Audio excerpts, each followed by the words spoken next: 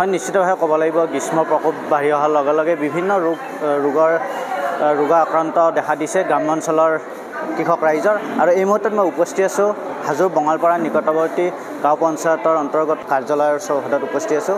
আজি যিহেতুকে গেট হস্পিটেলৰ উদ্যোগত বিনামূলীয়া চিকিৎসা শিবিৰ অনুষ্ঠিত কৰা হৈছে। আমি পৰ্যায়ক্ৰমে মোৰ সতীৰ্থ সহযোগীয়ে কিছু পৰিৱেশ দেখুৱাইছে যিহেতুকে পুৱাৰে পৰা বিভিন্ন কৃষক ৰাইজৰ মাজত আজি যি সংখ্যালঘু বসতিপূৰ্ণ অঞ্চল এই অঞ্চলত আজি কৃষক ৰাইজৰ মাজত এক বিনামূলীয়া স্বাস্থ্য শিবিৰ আয়োজন কৰা হৈছে।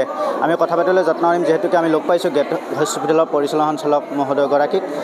যিহেতুকে আজি গ্ৰাম্যাঞ্চলৰ এই কৃষি প্ৰধানত অঞ্চল বিভিন্ন গ্ৰীষ্মৰ প্ৰকোপ বাঢ়ি অহালে বিভিন্ন ৰোগে আক্ৰান্ত দেখা দিছে কৃষক ৰাইজৰ মাজত আৰু এই যি বঙালপাৰা অঞ্চলত আজি আপোনাৰ বিনামূলীয়া চিকিৎসা শিবিৰ অনুষ্ঠিত আয়োজন কৰিছে কিমান ৰোগীক চোৱা হ'ব?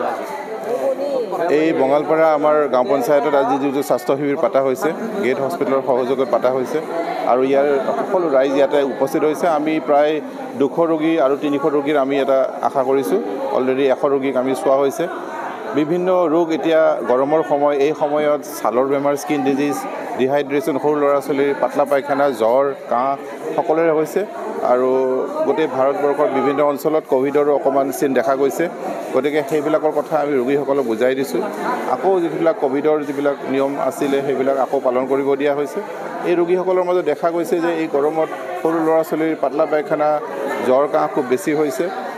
এই শিবিৰত আজি বিনামূলীয়া মেডিচিনৰ দিয়া গৈছে। তাৰ লগতে কিছুমান পৰীক্ষা যেনেকুৱাকৈ ব্লাড প্ৰেছাৰ, ছুগাৰ টেষ্টিং আৰু হাৰ্টৰ ৰোগীও 2-এজনৰ ECGৰ পৰীক্ষাও কৰা গৈছে। এই এনেকুৱাকৈ গেট হস্পিটেলে আগতেও বহুতো স্বাস্থ্য শিবিৰ পাতিছিলে। এই স্বাস্থ্য শিবিৰৰ দ্বাৰা আমি গ্ৰাম্য অঞ্চলত সোমাই গৈ মানুহৰ ঘৰত চিকিৎসা কৰাটো আমি আশা কৰোঁ আৰু তেনেকৈ আমি ডাঙৰ বেমাৰবিলাক চিনাক্ত কৰি সৰু সুৰা বেমাৰৰ আমি ইয়াতে মেডিচিন দি পেলাই ৰোগীবিলাকৰ সুবিধা হয় আৰু খুব ডাঙৰ বেমাৰ হ'লে সেইবিলাক আমাৰ যিটো চৰকাৰী মাধ্যমৰ হস্পিটেল তাতে পাৰিব আৰু নোৱাৰিলে গুৱাহাটীৰ আমাৰ GMCHতো আমি চিকিৎসা কৰাৰ সুবিধা কৰি দিছোঁ আৰু নোৱাৰিলে যদি কোনোবাই নিজে প্ৰাইভেট হস্পিটেলত যাব খোজে আমি গেট হস্পিটেলৰ ফালৰ চিকিৎসা দিবৰ কাৰণে খোজো আছোঁ। দেখা পোৱা গৈছে বিভিন্ন ৰোগীসকলৰ বিভিন্ন ৰোগত আক্ৰান্ত হোৱা দেখা পোৱা গৈছে। এই গ্ৰীষ্মকালৰ সময়ত কেনেধৰণে সজাগ হৈ থাকিবৰ বাবে আপোনালোকে আহ্বান জনাব? প্ৰথম কথা, গৰম আগতকৈ অসমত, ভাৰতবৰ্ষৰ লগতে অসমতো সাংঘাতিক বাঢ়িছে। এই আগতে যদি আমাৰ টেম্পাৰেচাৰ 30 ডিগ্ৰী আছিলে, আমি দেখা পোৱা গৈছে এতিয়া 40 ডিগ্ৰীৰ কাষাকাষি এতিয়া গৰম হৈছে। গতিকে ইমান গৰম হ'লে মানুহে নিজকে গৰমৰ পৰা আঁতৰত ৰাখিব লাগিব আৰু যিমান পাৰে আপুনি পানীৰ পৰিমাণটো শৰীৰত বঢ়াই দিয়ক। দিনত মিনিমাম 3 লিটাৰৰ পৰা 4 লিটাৰ পানী খোৱাটো খুব দৰকাৰ, কাৰণ নহ'লে কি হ'ব, শৰীৰত পানীৰ কমি যায়, আমি এইটো ডিহাইড্ৰেশ্যন বুলি কওঁ। সেই ডিহাইড্ৰেশ্যন হোৱাৰ লগে লগে আপোনাৰ দুৰ্বল হ'ব, দুৰ্বল হৈ আপোনাৰ অন্যান্য শৰীৰৰ পৰা মাংসৰ পৰা আপোনাৰ পানীৰ পৰিমাণ কমি যাব আৰু তাৰপিছত অন্যান্য বেমাৰৰ ডেভেলপমেণ্ট হ'ব।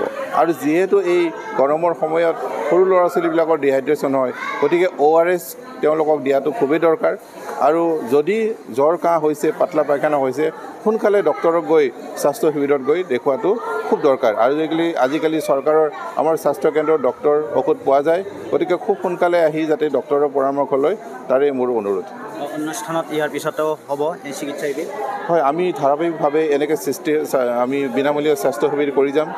আমি কিছুদিন আগতে এটা কৰিছিলোঁ, এটা স্বাস্থ্য শিবিৰ গুৱাহাটীতো আমি ভাৰতীয় জনতা পাৰ্টীৰ ফালৰ পৰা আমি 3টাকৈ স্বাস্থ্য শিবিৰ কৰিছোঁ আৰু এতিয়া আমি গ্ৰাম্য অঞ্চলত আজি এই স্বাস্থ্য শিবিৰ আৰম্ভ কৰিছোঁ আৰু আহিবলগীয়া দিনতো আমি প্ৰত্যেক ৰবিবাৰে আমি এটাকৈ স্বাস্থ্য শিবিৰ কৰি আমাৰ যিটো এটা ধাৰাবাহিকভাৱে আমি স্বাস্থ্য শিবিৰ কৰোঁ। গেট হস্পিটেলৰ যিটো নাম আছে, ৰাইজৰ ঘৰত সোমাই যায় ঘৰতে চিকিৎসা কৰা আমাৰ নাম আছে, সামাজিক দায়বদ্ধতা আমাৰ নাম আছে আৰু মই ডক্টৰ বেদব্ৰত পাঠক নিজেই ৰাইজৰ হৈ আমাৰ হাজো অঞ্চলৰ পৰা আৰম্ভ কৰি সকলো জেগাতে যাবলৈ চেষ্টা কৰিম।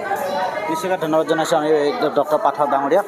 আৰু এই মুহূৰ্তত যিহেতুকে মই কিছু পৰিৱেশ দেখুওৱাৰ বাবে মোৰ সতীৰ্থক কিছু পৰিৱেশ দেখুওৱাৰ বাবে ভিতৰৰ পৰিৱেশ দেখুৱাবলৈ অনুৰোধ জনাইছোঁ।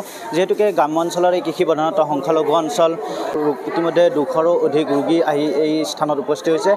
যিহেতুকে নিজৰ স্বাস্থ্যৰ প্ৰতি সজাগ আৰু সচেতনতাৰ প্ৰতি লক্ষ্য ৰাখি এনেদৰে ৰোগীসকলক বিনামূলীয়া চিকিৎসা শিবিৰ প্ৰদান কৰাৰ লগতে ঔষধসমূহ বিতৰণ কৰা হৈছে বিনামূলীয়াকৈ আৰু পৰৱৰ্তী সময়তো বিভিন্ন স্থানত তেওঁলোকে গেট হস্পিটেলৰ উদ্যোগত চিকিৎসা শিবিৰ সেৱা প্ৰদান কৰি যাব। যিহেতুকে গ্ৰীষ্মৰ প্ৰকোপ বাঢ়ি অহাৰ লগে লগে গেট হস্পিটেলৰ এক স্বাস্থ্যৰ প্ৰতি সজাগ আৰু সচেতনতাৰ প্ৰতি লক্ষ্য ৰাখি এনেদৰে বিনামূলীয়া চিকিৎসা শিবিৰ প্ৰদান কৰি আহিছে। আৰু এই মুহূৰ্তত মই তীৰ্থনগৰী হাজোৰ পৰা মই মৃদুল মজুমদাৰ, এনিভাৰ 24।